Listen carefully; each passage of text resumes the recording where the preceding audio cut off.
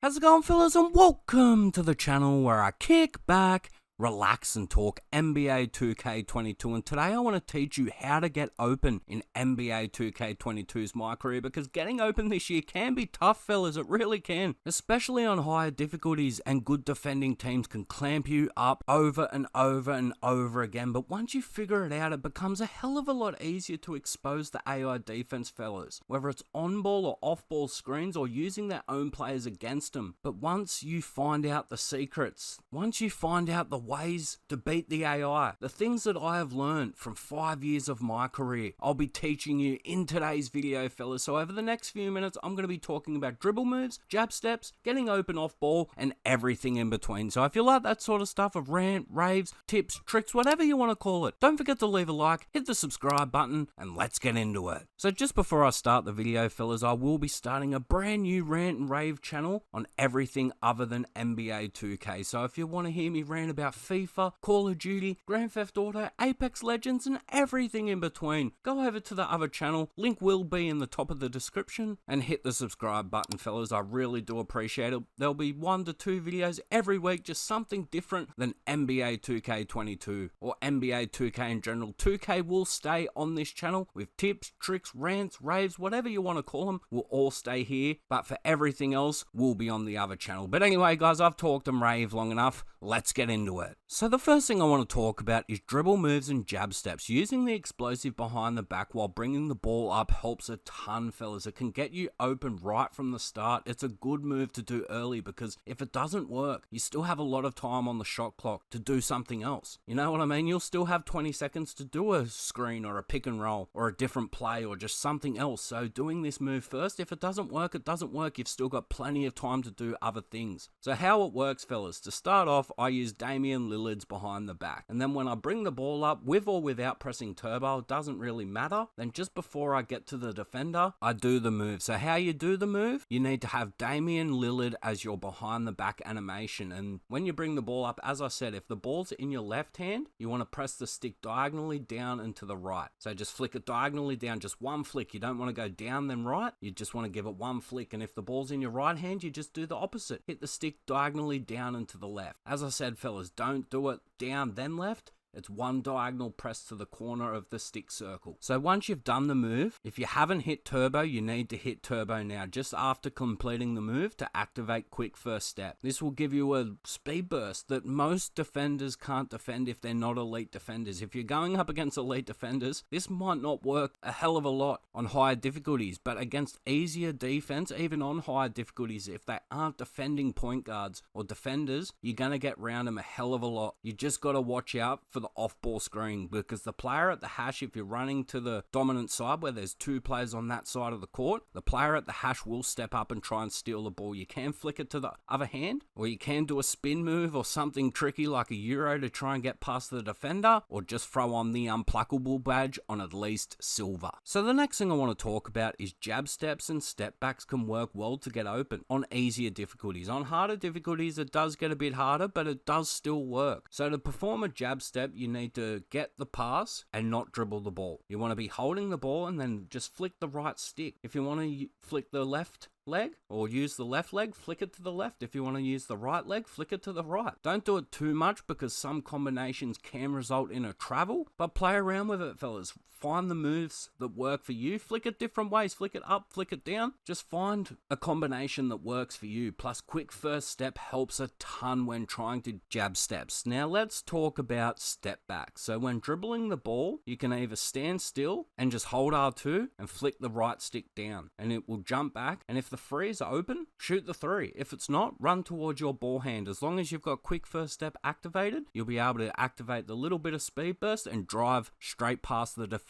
most of the times. You can do this while running down the court as well. So when you're running down the court and you see a player thinking that you're going to drive, turn his hips and go towards the basket, just flick the right stick down as well, and you'll do a step back even while running. So if you're turboing to the side of the court, so if you're around near the hash and decide to drive drive to the basket and you see those hips turn towards the basket from the defender, hit them with a step back. So the next thing I want to talk about is getting open from off-ball screens and just off-ball in general. Even off-ball screens work, fellas. Screens work on-ball and off-ball. If you're not a ball handler, you can still utilize screens. You can just hold L1, stand still, and a teammate will run to you, whether you have the ball or not, and set a screen. Then you've just got to run around the screen and call for the ball just as the player hits the screen. If he hits the screen hard, you'll be able to shoot the ball 9 out of 10 times, fellas. But if he doesn't hit the screen hard, don't pass the ball. Drive to the basket. See if that works. If you get clamped up, hold circle, bring a player over to you, and you're fine. Because if you didn't know, holding circle will bring a player over to you. I talked about it in my passing tutorial, fellas, but at the end of the day, just be smart. Choose the right pass. Whether it's a standard pass or an alley-oop pass, or just don't pass it at all. Don't force things that don't need to be forced. You know what I mean, fellas? If something doesn't work, stop, restart, and do it again. So one thing I do like to do is using defenders as shields. Pretty much, fellas, I don't really know how to explain it, but run around a ball handler or a teammate and hope the defender that is defending you gets caught up on someone, whether it's the guy with the ball or whether it's the defender, and then hit the turbo button, basically, fellas. If somebody gets caught, hit the turbo and run to the space, whether it's a 3 or the dunk. It will take a half a second for the AI to realize the switch. It will take half a second, and that half a second is all you need to drive to the basket or hit the 3. So run around your player, not holding turbo, but once the player gets caught up by the defender or the player with the ball or your teammate, hit the turbo button, hit the space, and you'll be hitting threes and dunks wide open in no time, fellas. So the next few things I want to talk about, I've talked about in previous videos, but turning on shot feedback for all shots. So when the opposition shoot a bad shot, you know, and you can start running. The fast break is open 99% of the times. On offense, it really is. You'll be able to run time and time and time again and get so many open shots, fellas. Trust me, it works a ton, and having shot feedback on for all players helps a lot, because as I said, if you find out that someone has thrown up a bad shot and you see your player has box and positioning to get the rebound, start running, fellas. Even run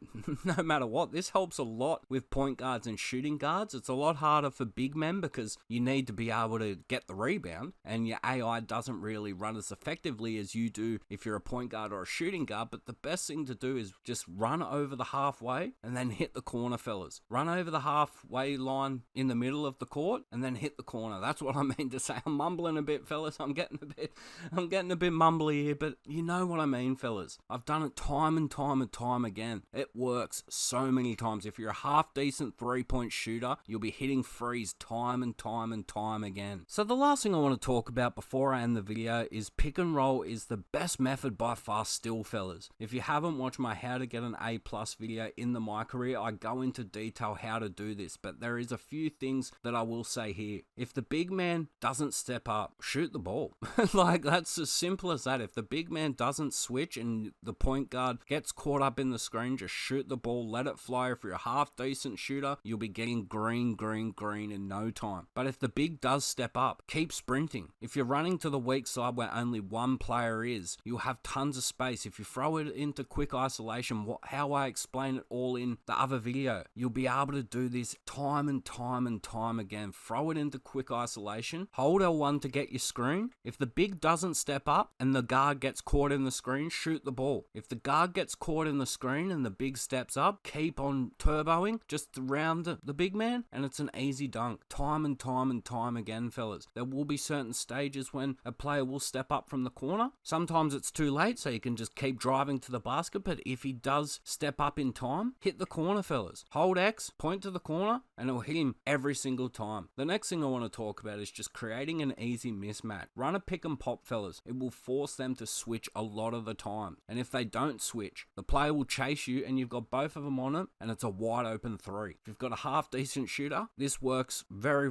well, fellas. It won't work all the time, but it just creates a bit of variety, so you're not running pick and roll pick and roll every single time, but a lot of the times it will create a mismatch. And if you're a guard, call for a quick isolation and try and use your dribble moves and your speed on the big man to try and get an easy shot. Or if you're a big man, post up and bully the guard. But I would put on Unstrippable on at least bronze or silver, fellas, if you can, because this helps a ton on mismatches. If you're posting up and just back up, do a spin like what we've done for years, it won't work anymore unless you have Unstrippable on at least silver, because you'll go to do that and the guard will just steal it over and over and over again. So what you want to do is put on Unstrippable and then always go up with the hand that is furthest away from the player defending you. It's as simple as that, fellas. But anyway, guys, I've talked and raved long enough. Just a few final thoughts. And this year, the AI is better than it ever has been, fellas, but it's definitely beatable. As long as you have teammates that can hit shots, you'll be winning games and championships in no time. But anyway, guys, I've talked and raved long enough. If you do like these rant, raves, tips, tricks, whatever you want to call them, don't forget to leave a like, hit the subscribe button, and comment down below what you're struggling with when it comes to getting open in NBA 2K22's my career. Let me know, fellas. I'm more than happy to help you out if I can in the comments below after the video as well. So if you do